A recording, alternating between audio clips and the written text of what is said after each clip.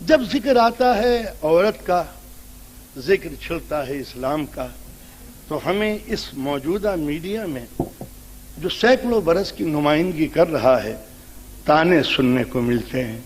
اسلام عورت کا قاتل، اسلام جس نے عورت کو قیدی بنا دیا، عورت جس پر ظلم اسلام کے دائرے میں ہوتے رہے، 4 شادیاں، برقع، چادر، یہ وہ تانے ہیں کہ صدیوں سے مغرب دنیا کے اندر نشر و اشاعت کر رہا ہے۔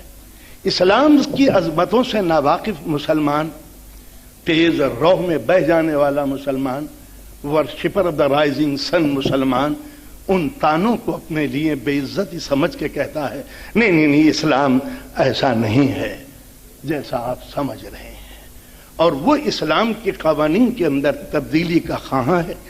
چند مہینے پہلے زی ٹی وی کے اوپر ایک مباحثہ میں نے سنا کہ جس کے اندر ہمارے بنات والا اور دوسرے حضرات شریک تھے، آزاد خیال خواتین بھی بیٹھی ہوئی تھیں، اور اس کے اوپر بی جے پی کے سو کالڈ مسلم لیڈر نقوی صاحب یا نقلی صاحب جو بھی تھے، بہرحال وہ اسلام کو سمجھانے کی کوشش کر رہے تھے اور یہ بتانے کے لیے کوشش کر رہے تھے کہ ہر جگہ قانون بدل رہے ہیں عورتوں کے حقوق کے لیے، اسلام کی مسلمان ہندوستان میں قانون کیوں نہیں بدلتا؟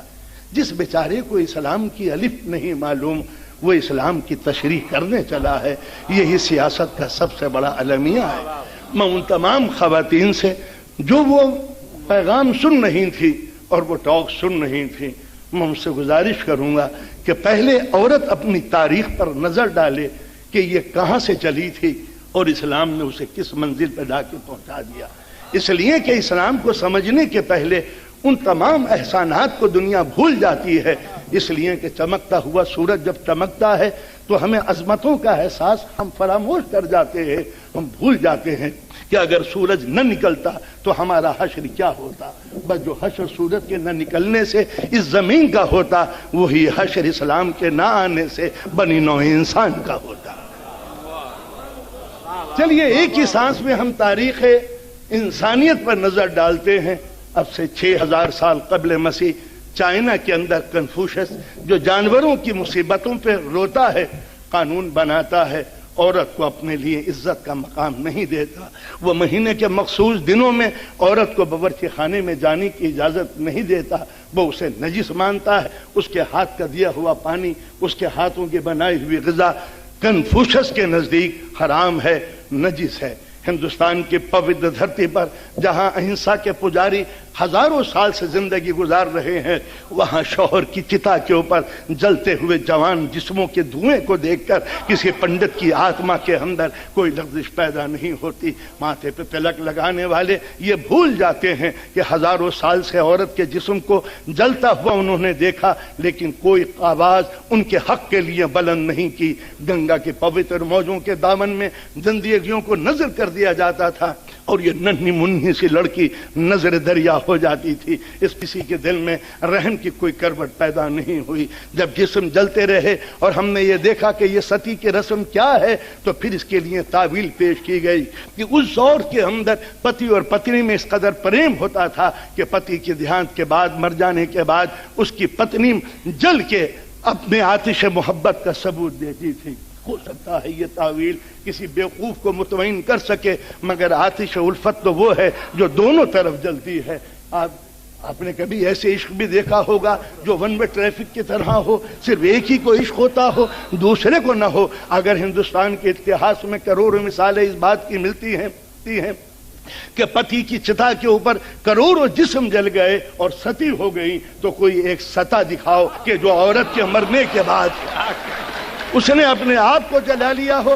الفت کا جب مزہ ہے کہ دونوں ہوں بے قرار، دونوں طرف آگ برابر لگی ہوئی، یہ آتش الفت تھی یا پھر کچھ اور تھا؟ اس لیے کہ ہندوستان کے پرانے کلچر کے اندر، اتہاس میں یہ بات کھلی ہوئی ہے کہ یہاں سب کو مقام حاصل تھا، مگر ودوا کے لیے کوئی مقام حاصل نہ تھا۔ وہ ڈائن تھی، شوہر کے گھر میں مصیبت تھی، ماں باپ کے گھر میں اس کو سر میں تیل ڈالنے کا ادھیکار نہ تھا، اسے نئے کپڑے پہننے کا حق نہ تھا، دوسرے کو بچے کو گود میں لینے کے لیے اس کو مصیبت محبت اور ڈائن سمجھا جاتا تھا، وہ سوچتی تھی کہ ہر روز کے جلنے سے بہتر یہ ہے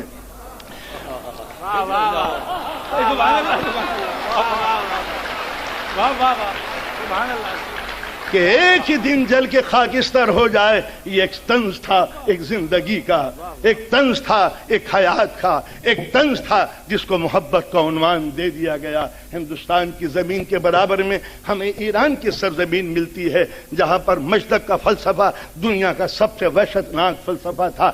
آپ نے سنا ہوگا کہ کمیونزم نے ایکول ڈسٹریبیوشن آف ویلتھ کو انسانیت کے فروغ کی پہلی خصلت اول سمجھا کہ انسانیت دکھی انسانیت ہے، دولت برابر بانٹ دو شانتی ہو جائے گی۔ مجدک پہلا انسان تھا کہ جس نے کمیونزم کی بنیاد ڈالی تھی، مگر وہ نالاق یہ کہتا ہے کہ دنیا میں دو چیزیں ہیں، جڑ ہیں مصیبتوں کی، ایک عورت ایک دولت، لہذا دولت کو بھی برابر بانٹ دو، عورت کو بھی برابر بانٹ دو، عورت سے بس ایک ہی رشتہ رکھو، وہ عورت ہے۔ نتیجہ یہ ہوا کہ شہنشاہ کی بعد نے اپنے محل سے ہر قسم کے پہرے اٹھا لیے کہ جو چاہے حرم سے لطف اندوز ہوتا رہے۔ یہ تھی ایران کی وہ تہذیب کہ جس کے اندر مجدک کے فلسفے نے انسانیت کے اوپر وہ بدنما داغ پیدا کیا تھا۔ ایران کے پہلو میں عرب کی سرزمین ہے کہ جہاں صدیوں تک جھلستے ہوئے ریگستانوں میں ننھے منھے جسم دبا دیے جاتے تھے، اور باپ بڑے فخر سے اپنے ان نوزائیدہ بچیوں کو دفن کر کے مسکرایا کرتا تھا۔ یہ وہ عرب کا کلچر تھا جہاں باپ کی چھوڑی ہوئی بدواؤں کو جوان بیٹے استعمال کرتے تھے۔ اس سے بڑھ کر بد تہذیبی کا دور اور کوئی نہیں ہو سکتا تھا۔ عرب کی سرزمین کے برابر شام کے اندر سیدہ سور طرابلس کا وہ علاقہ تھا کہ جہاں عورتیں شاہراہوں پہ بیٹھ جاتی تھیں اور آنے والے مسافروں کے لیے سبیل، اور وہ بھی فی سبیل اللہ سمجھی جاتی تھی۔ اس طریقے سے اس سے بڑھ کر اور بد تہذیبی کا دور کوئی نہ تھا۔ شام کے اندر جو بعد میں رومن امپائر کا حصہ بنا، لولو اور اشتروت دو دیوی اور دیوتاؤں تھے جن کے مجسموں کو جوان لڑکیوں کے خون سے غسل دیا جاتا تھا۔ اس طرح ہر سال ہزاروں جوان لڑکیاں لولو اور اشتروت کی نظر ہو جاتی ہیں اور اس کو کوئی برا ماننے کے لیے تیار نہ تھا۔ سیدھا سور طرابلس کے بازاروں کے اندر لڑکیوں کو جانوروں کی طرح بیچا جاتا تھا، لونڈیوں کی طرح یہ بکتی تھی۔ یہ تھا اس دور کا تہذیب و تمدن۔ مصر کے اندر آپ کو معلوم ہے کہ اگر دریائے نیل میں طغیانی نہ آئے تو ملک ویران ہو جائے۔ طغیانی لانے کے لیے ایک اور طغیانی کی ضرورت تھی کہ قبیلے کی حسین ترین لڑکیوں کو نیل کے کنارے موت کے گھاٹ اتار دیا جاتا تھا۔ اس طرح نیل خون سے سرخ ہو جاتا، اور یہ سمجھتے تھے کہ اس طریقے سے بھگوان نیل، خدائے نیل ہم سے خوش ہوگا اور ہم کو رزق کی فراوانی میں مبتلا کر دے گا۔ یونان دنیا کی تہذیب کا پہلا فلسفی ملک۔ عجیب و غریب عقیدہ تھا کہ آسمان پہ ایک عورت بیٹھی ہوئی ہے بال بکھرائے ہوئے، پینڈورا۔ زمین پہ جتنی آفتیں آتی ہیں، سیلاب، بیماریاں، پلیگ، جنگ، فساد، ہنگامے، قہرآسانیاں، زلزلے، یہ سب پینڈورا کی بنا پر ہوتے ہیں۔ اور جب زلزلہ آتا، جب مصیبت ہوتی، جب قحط پڑتا، عورتوں پہ تازیانے اور ڈنڈے مار کے ان کو سزا دی جاتی کہ ہم پینڈورا سے بدلہ لے رہے ہیں۔ جب یونان کی سرزمین ختم ہوئی اور اس کی پرانے کھنڈات اور بنیادوں کے اوپر گریٹ رومن امپائر کی تحریر رکھی گئی، وہاں ایک تصور پیدا کیا گیا ایفروڈائٹ کا، کہ ایفروڈائٹ وہ آسمان پہ ایک خاتون ہے جو دنیا میں اترتی ہیں، اور ان کے تعلقات آسمان پہ بھگوانوں سے ہیں، دیوتاؤں سے ہیں، اور دنیا میں انسانوں سے ہیں۔ ہر برے تصور کا نام ایفروڈائٹ کا نام دیا گیا۔ کیلوپترا مصر کی ایک عورت جس کا کام ہی حسن آفرینیاں تھا، اس کے علاوہ کچھ نہ تھا۔ یہ دنیا کی وہ تہذیب و تمدن کی پرانے تاریخ ہیں جس کو ہم بھول گئے۔ اس کے بعد اسلام آیا، اسلام کے بعد یورپین کلچر، امریکن کاؤ بوائے کلچر ڈیولپ ہوا۔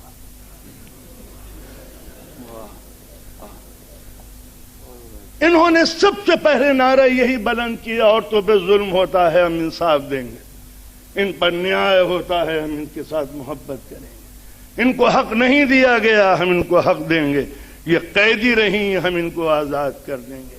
اور ہم نے جب آزاد زندگی کو دیکھا، 25-30 سال امریکہ اور یورپ کے میں خاک چھانتے ہوئے نہیں برف چھانتے ہوئے گزرے تو ہم نے سب کچھ دیکھا، عورت نام کی کوئی چیز نہیں دیکھی۔ آج امریکہ نے، یورپ نے سب کچھ دیا عورت کو، مگر وہ عورت کہاں تھی؟ قدرت نے دو ہی چیزیں بنائی تھیں، ایک میل ایک فیمیل۔ ای میل امریکہ نے بنایا ہے، فیمیل اللہ نے بنایا۔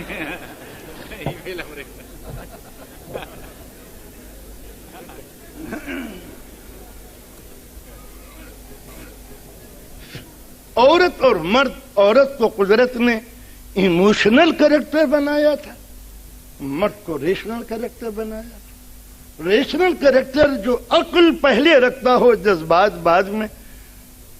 ایموشنل کریکٹر جس کے جذبات آگے ہوں، عقل پیچھے۔ یہ کوئی بے عزتی نہیں تھی جس کو عورت نے سمجھا نہیں، اس لیے کہ قربانیاں عقل نہیں دیتی، جذبات دیتے ہیں۔ عقل ہمیشہ فائدے کی راہ دکھاتی ہے، کما لو، بچا لو، یہ کر لو، وہ کر لو۔ کبھی عقل خیرات نہیں کیا کرتی، عقل کبھی جان نہیں دیتی، دل جان دیتا ہے۔ تو قدرت نے عورت کو جذباتی بنایا تھا، دل آگے رکھا تھا، دماغ پیچھے، اس لیے کہ اگر عورت کے پاس دل نہ ہوتا تو بچے کی کبھی چیخ و پکار کے اوپر سب کچھ چھوڑ کے والہانہ طریقے سے وہاں نہ جاتی۔ جو زندگی کو نچوڑ کر حیات پال رہی ہے وہ عقل نہیں پالتی، دل پالتا ہے۔ تو اب آپ نے اندازہ لگایا یورپ نے سب سے بڑا کام یہی کیا کہ دل کو پلٹ کے دماغ بنا دیا۔ جب دماغ بنا دیا تو قربانیاں کون دے؟ نو بیبی پالیسی کس نے جنم دی؟ بچہ مت پیدا کرو، یہ عقل نے بتایا، جذبات نے نہیں بتایا۔ عقل کا تو کام ہی یہ تھا کہ ہر چیز کو منفعت کا شکل دے دے، دل کا کام تھا کہ لٹا دے سب کچھ اپنے۔ اگر یہ قربانیوں کا سلسلہ کائنات کے نظام میں شامل نہ ہو تو دنیا جھلس کے رہ جائے۔ زمین کی قربانیاں تو سبزہ زار ہے، سبزہ زار کی قربانیاں ہی تو حیوانات ہیں، حیوان کی قربانی ہی تو انسان کی زندگی ہے، انسان کی قربانی ہی تو معبود کے نظام کو باقی رکھنے کے لیے تیار کی گئی ہے۔ تو اگر قربانیوں کے سلسلے کو ختم کر دیا جائے اور عقل کے پیمانے پہ ہر چیز دیکھی جائے تو کربلا نقصان ہے۔ اگر عقل کے پیمانے سے دیکھو گے کیا فائدہ ہوا 72 کو لٹا کے؟ کیا فائدہ ہوا مدینے کو چھوڑ کے؟ کیا فائدہ ہوا علی اکبر کی جوانی کو دیکھ کے؟ جب عقلی اکبر کو کی جوانی کو عقل سے سوچو گے تو گھاٹا نظر آئے گا، اور جب دل سے سوچو گے تو آج یہ اسلام دل کی قربانیوں کا نتیجہ ہے، دماغ کی نہیں۔ عزاداری کو بھی جب دماغ سے سمجھو گے کہ کیا فائدہ ہے قوم رات دن ذکر حسین کرتی ہے تو عزاداری نقصان ہے، اور جب دل سے سوچو گے تو نظام کائنات صرف دماغ نہیں چلاتا، دل چلاتا۔ اقبال کا شعر سن لیجیے، بے خطر کود پڑا آتش نمرود میں عشق، عقل تھی محو تماشائے لب بام، ابھی کودوں یا نہ کودوں، کودوں یا نہ کودوں، آج بڑا تیز ہے کودوں یا نہ کہہ دوں۔ عقل سوچ رہی تھی کہ کودوں یا نہ کہہ دوں، دل نے کہا چھوڑو کود جاؤ۔ تو یہ عشق ہے جو بھڑکتے ہوئے شعلوں میں خود کو کدا دیتا ہے۔ عقل تو وہ ہے جو مدینے میں رہ گئے، وہ عقل مند تھے۔ جو کربلا میں حسین کے ساتھ چلے آئے وہ دل والے تھے، جو مدینے میں امام حسین کو مشورہ دے رہے تھے۔